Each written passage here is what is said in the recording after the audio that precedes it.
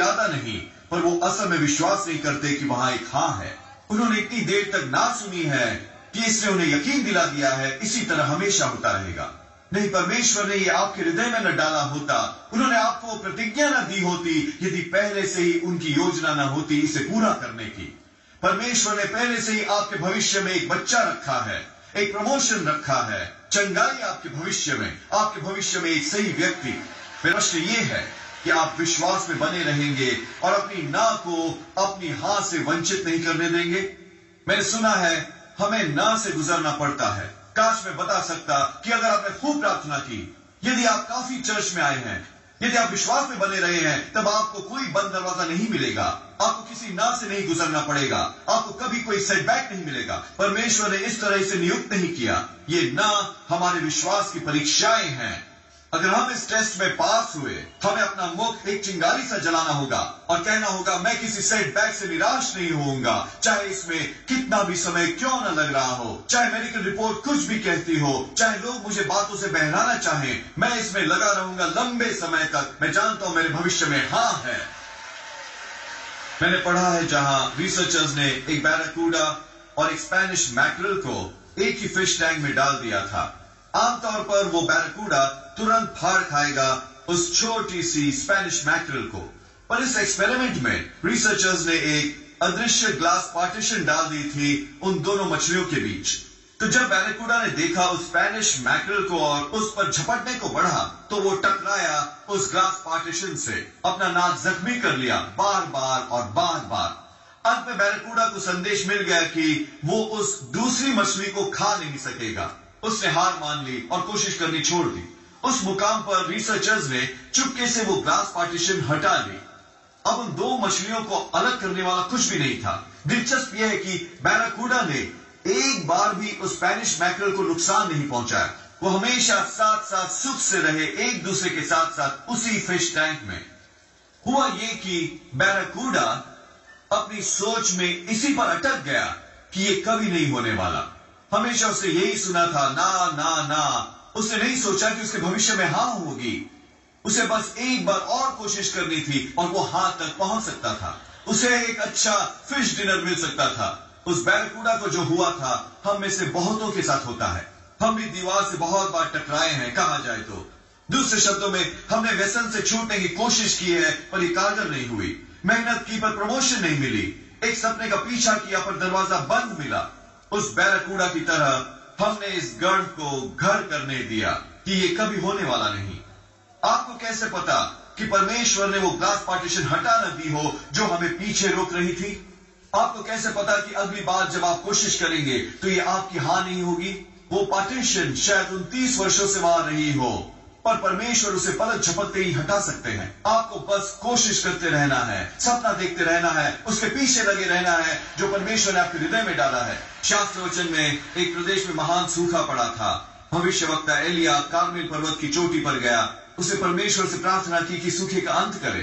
प्रार्थना करने के बाद उसने लोगों से कहा, मैं भरपूर वर्षा की आवाज सुन सकता हूं। वो ये कह रहा था कि वहां हाँ है, हमारे भविष्य में बारिश आ रही है। उसने अपने सहायक से कहा कि जाओ और पर्वत की दूसरी तरफ से जाकर देखो कि बारिश का कोई नामो निशान है या नहीं। वो सहायक बाहर गया, थोड़ी देर बाद वापस आया और कहा, नहीं एलिया, आसमान में एक बादल तक नहीं है, वो बिल्कुल साफ है। एलिया बिल्कुल निराश नहीं हुआ। ओ यार, मैंने जरूर परमेश्वर को गलत सुना होगा, कोई बारिश नहीं आ रही है। नहीं, जब उसने ये सुना, उसने कहा, ऑल राइट, ये एक ना रास्ते से हटी, अब वापस जाओ और दोबारा से देखो। सहायक फिर वापस बाहर गया और उसी जवाब के साथ लौट आया, एलिया, कोई वर्षा नहीं। एलिया ने कहा, कोई बात नहीं, 2 ना रास्ते से हटे, वापस जाओ और दोबारा से देखो। 3 ना, 4 ना, 5 ना, 6 ना। 7वीं बार सेवक वापस आया और उसने कहा, एलिया, इस बार मैंने एक छोटा सा बादल देखा है आकाश में। वो कुछ ज्यादा नहीं, बस इंसान के हाथ के बराबर के आकार का। एलिया ने कहा, तुम अपना रेनकोट ले लो, अपनी छतरी उठा लो, बारिश तुम्हारी तरफ आ रही है।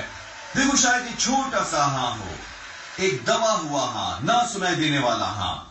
पर जब आप उम्मीद कर रहे हैं कि बातें आपके हक में बदलने वाली हैं, जब आप जानते हो कि परमेश्वर ने हाँ रखी है आपके भविष्य में, शायद एक छोटा सा चिन्ह हो, पर विश्वास द्वारा आप इस पर लगे रहेंगे, ये मेरी हाँ है।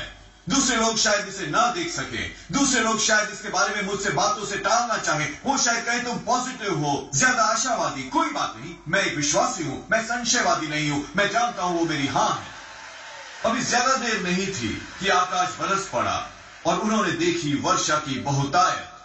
पर अगर एलिया पहली नाव पर हार मान जाता, दूसरी नाव पर, छठवीं नाव पर, तो ये कभी ना हुआ होता। सोचिए इसके बारे में। जब एलिया ने अपने सहायक को भेजा बाहर देखने को, तो वो विश्वास की प्रक्रिया थी। विश्वास है जो परमेश्वर को कार्यशील करता है। आपके भविष्य में हां है, आपके इंतजार में कि आप उन्हें ढूंढते हुए आए। एक बार नहीं, दो बार नहीं, कुछ बार नहीं, बस देखते रहें, उम्मीद करते रहें, सपना देखते रहें। आपका मन पक्का होना चाहिए, आप इसमें हैं विजय पाने को। आप लोगों की बातों में आकर इसे नहीं छोड़ेंगे कि यह आपके टाइम टेबल के मुताबिक नहीं हुआ। आप सेकेंड बेस्ट पर समझौता नहीं करेंगे सिर्फ इसलिए क्योंकि कुछ दरवाजे बंद हो गए। मैं थॉमस एडिसन के बारे में पढ़ रहा था। जब वो लाइट बल्ब का आविष्कार करने की कोशिश कर रहा था, वो अपने पहले 2000 प्रयासों में नाकामयाब रहा। 2000 बार उसने कोशिश की और वो असफल रहा। 2000 बार उसे बताया गया ना। वो हार मान सकता था, छोड़ सकता था, पर वो बस देखता रहा उस एक हां को। उसका आविष्कार करने के बाद एक रिपोर्टर ने उससे पूछा उसकी सभी असफलताओं के बारे में, वो सारे एक्सपेरिमेंट्स जो सफल नहीं हुए। उसने कहा, सुनो, मैं एक बार भी असफल नहीं हुआ, मैंने बस वो 2000 तरीके खोजे जो काम नहीं कर पाए। आपको शायद कुछ सेटबैक्स मिले हो, निराशाएं, कुछ प्रयास जो कारगर नहीं हुए। वो आपके समय की बर्बादी नहीं थी। हर चीज जिससे आप गुजर चुके हैं, उसने आपके अंदर कुछ डाला है। परमेश्वर कुछ भी बर्बाद नहीं करते। आप अपने अतीत से परिभाषित नहीं होते, आप अपने अतीत द्वारा तैयार किए जाते हैं। सिर्फ इसलिए कि आपको कुछ ना मिले हैं, यह आपको डिस्क्वालीफाई नहीं करता। हां अभी भी आपके भविष्य में है। जब आप अपनी बड़ी हां से टकराते हैं एडिसन की तरह, तो बाकी सभी ना महत्वहीन हो जाने वाली हैं। अब अपने बारे में बुरा महसूस करते ना फिरें, क्योंकि आप वहां नहीं हैं जहां आप होना चाहते हैं। निराशाओं पर केंद्रित ना हो, असफलता, गलतियों पर। वो सब परमेश्वर की योजना का हिस्सा था। ये आपको तैयार करना था हां के लिए। आप आगे बढ़ते रहें, अपना सर्वोत्तम निभाते रहें, परमेश्वर का आदर करते, पक्का इरादा और लगन। परमेश्वर वादा करते हैं कि आप हां में आएंगे। जब मैं बड़ा हो रहा था, मेरी मां हमेशा हमारे बैकयार्ड में एक स्विमिंग पूल चाहती थी। मेरे पिता बहुत दयालु थे, वो उनके लिए कोई भी चीज खरीद सकते थे, पर स्विमिंग पूल उन चीजों में एक था जो वो नहीं चाहते थे।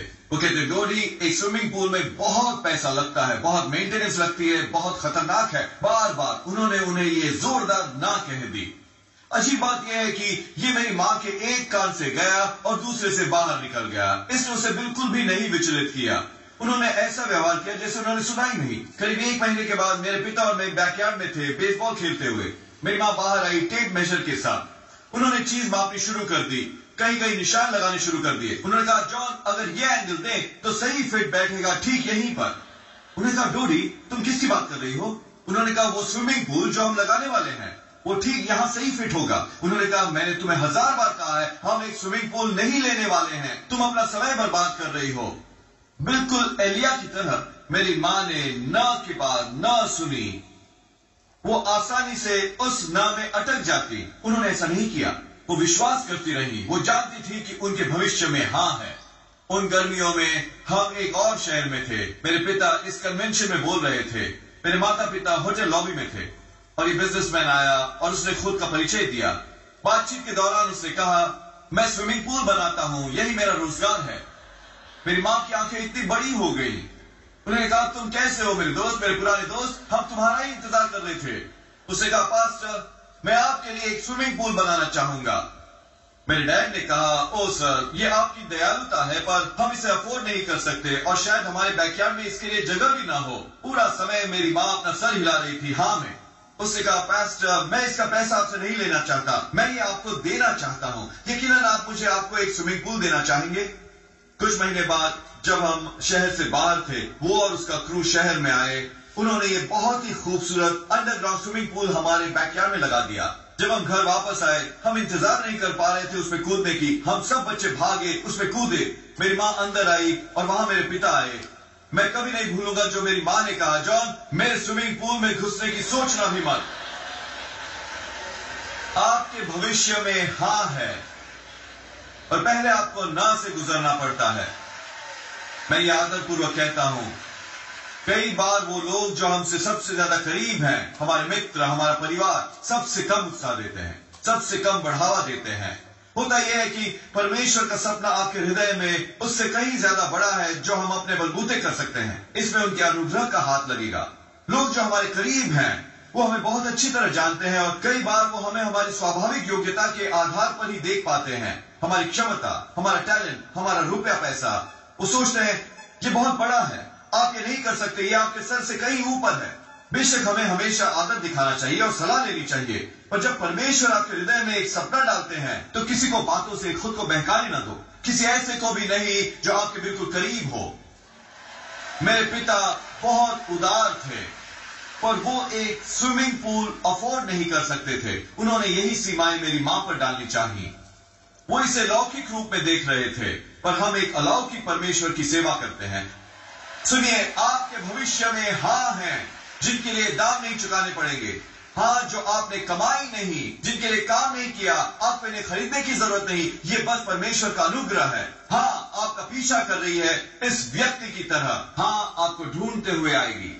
आप में से कितने मेरी मां की तरह आप विश्वास में कायम रहे हैं, आप दृढ़ निश्चय रहे हैं, आप न को धकेल कर गुजर आए हैं। परमेश्वर कह रहे हैं आप हाँ में आने ही वाले हैं। कुछ विशाल जिसके लिए आप प्रार्थना करते रहे हैं, एक सपना, एक लक्ष्य, एक रिश्ता, वो साकार होने ही वाला है।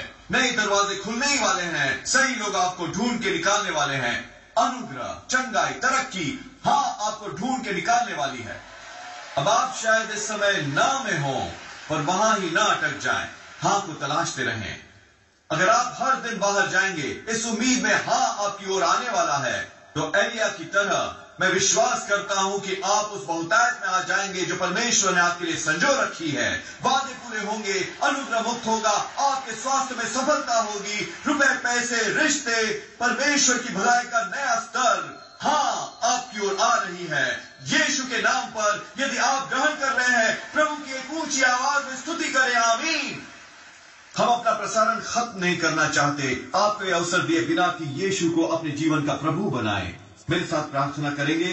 प्रभु यीशु, मैं अपने पापों का पश्चाताप करता हूं, मेरे हृदय में आइए, मैं आपको अपना प्रभु और उद्धारकर्ता बनाता हूं। ये साधारण सी प्रार्थना करके आप नए सिरे से जन्म ले चुके एक बाइबल आधारित चर्च में आइए, वो आपको कमाल की जगहों पर पहुंचाएंगे।